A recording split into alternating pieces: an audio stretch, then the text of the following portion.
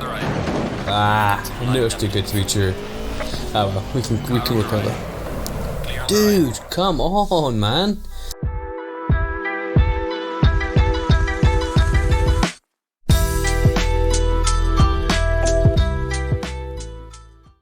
Hi guys, Beans here.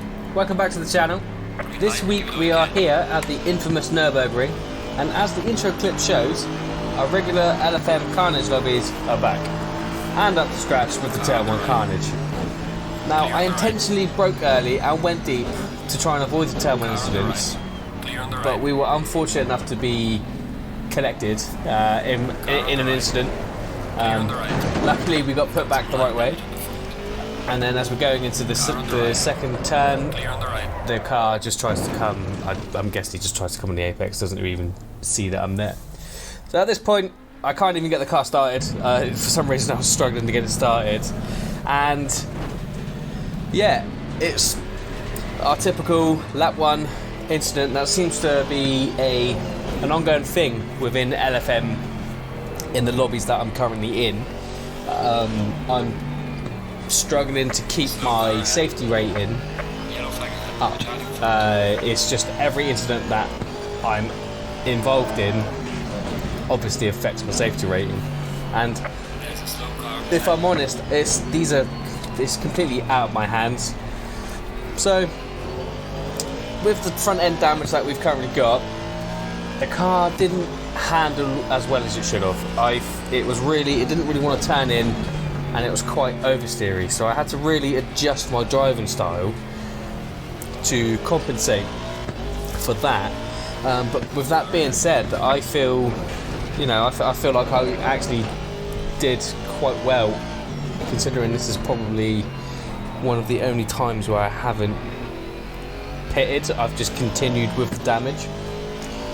And speaking of pitting, there goes a Honda diving into the pits to service drive-through, obtained from lap 1, I'm guessing, probably for being out of position during the start. I had a few drive-throughs for that reason at the beginning of LFM, and yeah, I didn't realise that's what would happen. But Nurburgring for me I was feeling very confident about the track, but what I actually found was it was quite challenging. I was excited to race here, being as it's quite a staple circuit within the motorsport calendar, but I found that if you weren't smooth and consistent, it could really affect your lap times. Now, as we just passed an Audi there on the right for another position, that pushes up into P21. But what I did find, especially going through the Schumacher S's, I don't know if it was the front wing damage that we had, but I couldn't go through it full throttle. So I was following some people and they were doing. For me, I think it was just the fact that the amount of damage that we had on the car. But yeah, so we get a good exit onto the straight. We passed the Mclaren, which come off second. So that pushes us up into P19 as we're heading into the chicane. And for me, I felt I was actually gaining a lot of time on people through this chicane. It's one of those, if you get it wrong, it punishes you, but if you get it right, it's quite rewarding. So, and it sets you up for the rest of the rest of the next lap, really. So as we make it around the last corner down the straight, the BMW, I'm guessing he just lets us go, kind of. I don't know what that was about, to be fair. Going into turn 1, just trying to keep applying some pressure to the car ahead to see if we could kind of goad him into making a mistake. But he managed to keep calm, to be fair, so fair play to him. Getting a good drive onto this straight and then round, and then getting an even better drive onto this straight of catching. And I thought about making a move up the inside here, but I just wanted to keep it as safe as possible, just make him make the mistakes. Now, out of nowhere, if you look in the rearview mirror, that McLaren comes flying up our inside, but he actually manages to stop for the turn, but he instantly loses the rear. So a bit of a close call for us, but we managed to survive. So as we come around the last corner onto the straight, that concludes lap 3. Now, if you look ahead, a Porsche has just come out of the pits. Now, I thought I'd beat him to the first corner for sure, without a doubt. But obviously, with the fact that he had less distance to brake and could brake later, he actually manages to stick it, and that was for position. But I believe he did have a really good qualifying time as well. I think he qualified in P2, so he was a fairly quick driver. So fast forwarding onto the straight again, going into the turn 1, slightly late on the braking point there, had to avoid it, you know, had to avoid going into the back of the Audi ahead, slightly compromises, but then he goes wide on turn 2, so, you know, I was looking for a move up the inside. Now from the lap prior, I knew he would brake in a little bit earlier than me on that corner, so I thought I'd chuck up the inside, but then I compromised my exit by going so wide on the, you know, out of the right hander there, and ultimately I had to lift off to try and keep myself from getting a track warning, although it counts as an incident point, I think. I'm not entirely sure actually. Do those warnings, the track warnings, count as you know, incident points?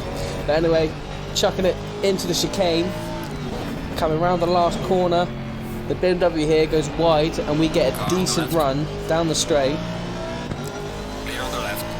And we managed to take that position. So that puts us up in the P16. I went to go onto the racing line, and obviously I realised he was, you know, he was quick in a straight behind me. So I went a bit defensive, and I managed to stick it on the inside to cover the inside line, so I couldn't get switched back on. And then from here, I was just trying not to cut his nose off there. Fast forward into the Schumacher S's. Now this Porsche, I was obviously made a mistake, and I thought about chucking up the inside, and I completely missed my braking point. Like, this was a bit of a stupid mistake on my behalf, of course. Obviously I was just trying to gain as many positions back as I could after the first lap.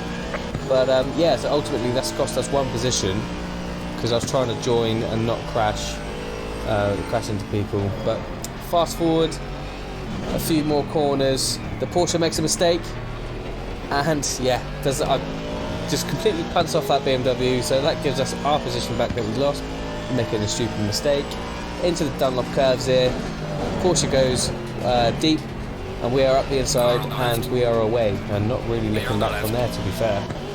Getting a decent drive out of the hairpin into the Schumacher S's. I don't know what it is about this section of track, but these corners I just really struggle to make a decent run through, so we ultimately make a mistake. We have to shift down to slow us down, and then short shift into fourth on the exit to give us traction and force us to go a little bit defensive. But Porsche behind us has gone deep, a little bit similar to what I did, so we managed to get round Hansen beats ultimately for another lap. So fast forward, we're back in the Schumacher S's, and as you can see, a car has come up here.